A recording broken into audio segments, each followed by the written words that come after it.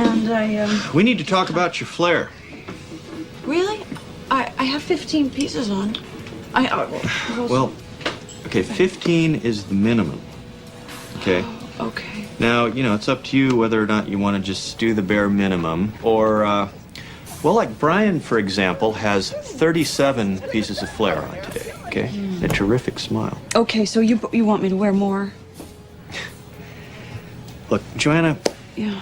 people can get a cheeseburger anywhere, okay? They come to Tchotchkes for the atmosphere and the attitude.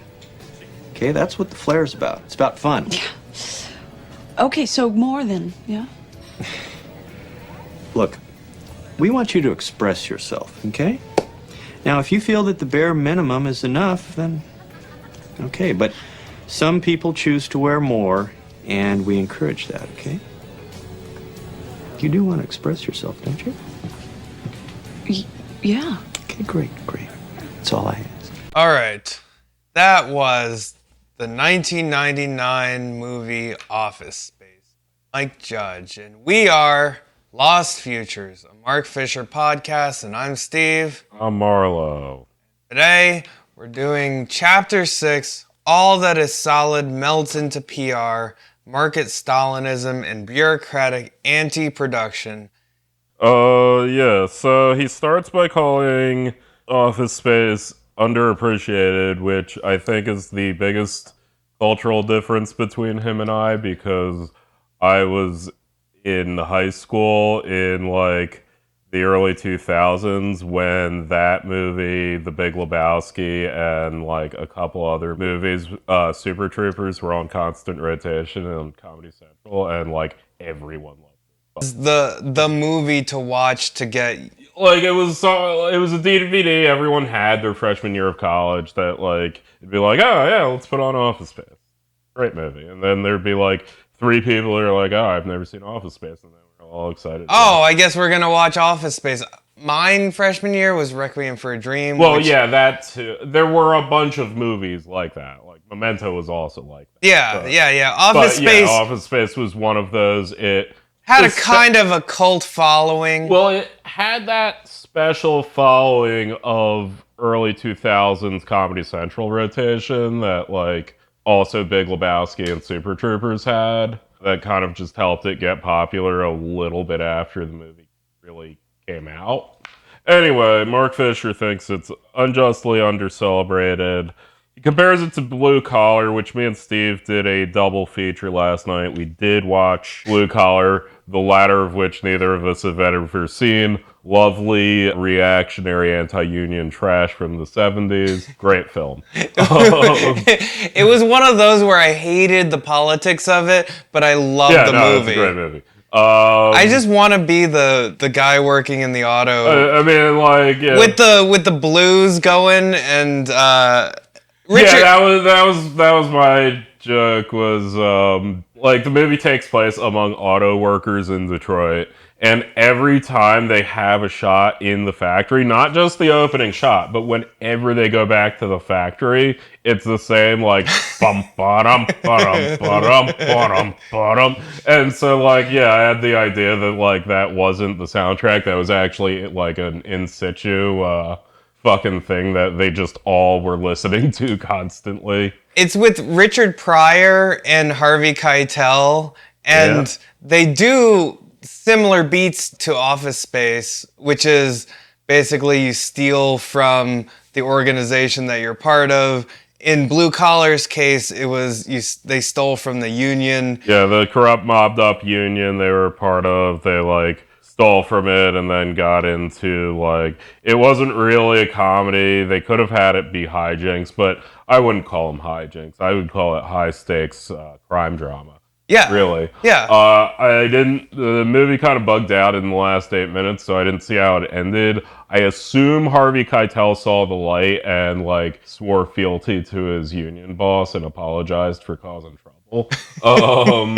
In which case I'll say it's a good movie. Richard Pryor was great. Yeah, Richard Pryor had an excellent dramatic performance. This movie from the 70s that by no means needs us to tell you about. It's pretty good. But I can see what he's talking about here. Yeah. In both cases, it's work is alienating. I have a chance to get revenge on the people who are causing me harm.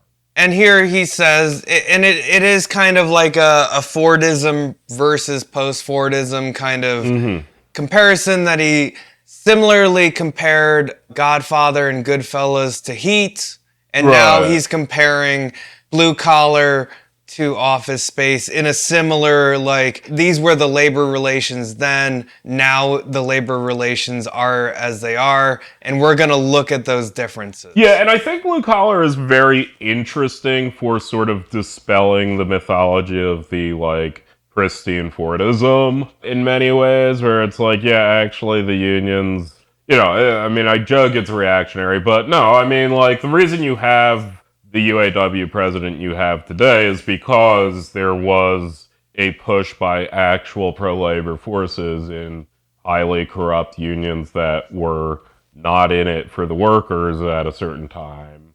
Yeah, so, like... And I think it was definitely playing on that historically, right? Yeah, like, the union was lending money to the mafia out of the pension fund, which is, like, a real thing unions did. Like, that was what a mobbed up union was. But just the general idea, because it's interesting, because in Office Space, and the thing that I always found reactionary about Office Space, is it very much naively valorized and, like, worshipped the, like, manual laborer.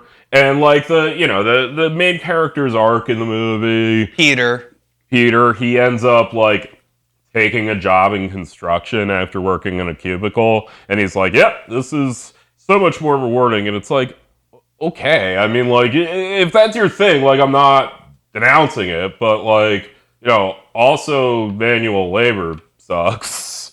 But at the end of it, it seemed like he saw the light. Right, it was just this, like, well, like, yeah, no, because his fucking neighbor, like, just, like, is the... you know, happy fucking stupid Ubermensch who, like, just likes to fish and... Diedrich Bader's character, Lawrence. Yeah, and, like, watch porn on cable. With the worst fucking mustache. Yeah. He had the worst, like, you know, kind of truck stop mustache, which looked like it was about to fall off every second he turned around. But, yeah, like, but that's always the, like, thing I find ironic about Office Space, and particularly now being, you know, someone who I know how hard it is to find stable employment, and, like, you look at Office Space and it's like, yeah, I wish I could just, like, have a place I go to every day and not have to fucking worry about shit. Like, for a lot of people, that is kind of an ideal now, and in Office Space, it's like, yeah, I wish I could just work in construction and not have to worry about shit. And then in Blue Collar, they're, like, fucking doing manual labor, and that also fucking sucks. Yeah.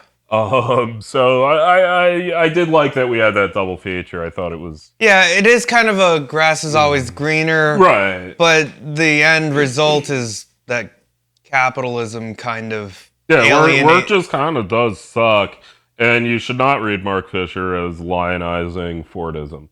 But anyway, so he starts out talking about the clip we played at the top, the pieces of flair, and this idea that in post-Fordism, which he brings back also the idea of control society, control and policing gets outsourced to the individual, and that's called anti-authoritarian, but in fact it's this disperse authoritarianism that's equally bad, and as we're going to explore, it promises a level of rationalism that it also fails to deliver on. So with this particular thing, Jennifer Aniston's boss, Mike Judge, these are the actors who play these people.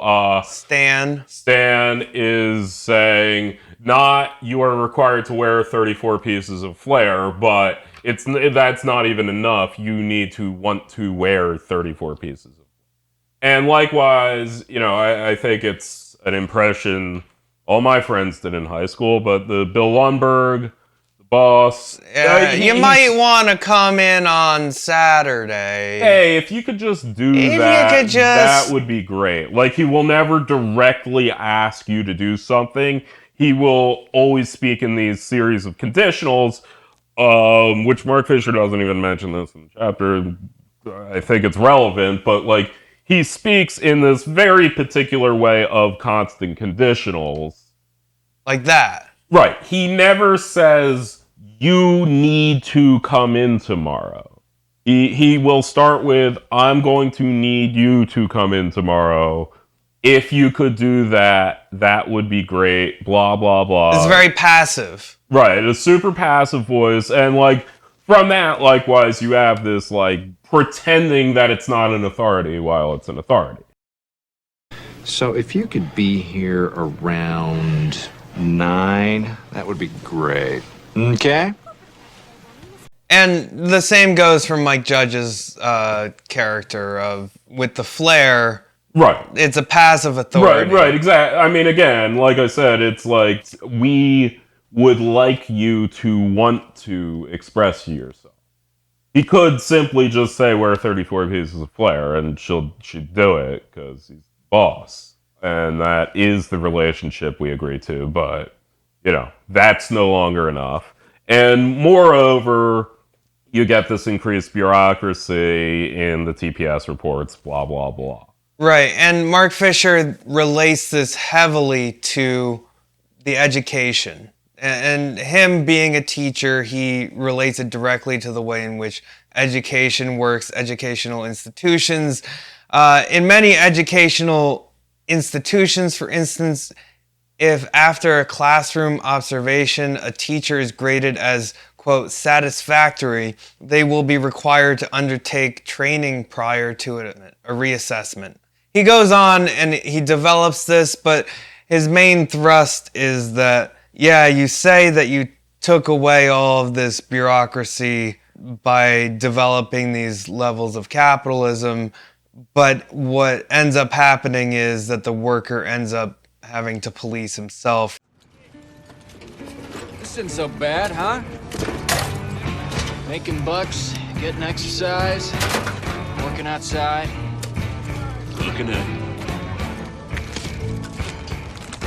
fucking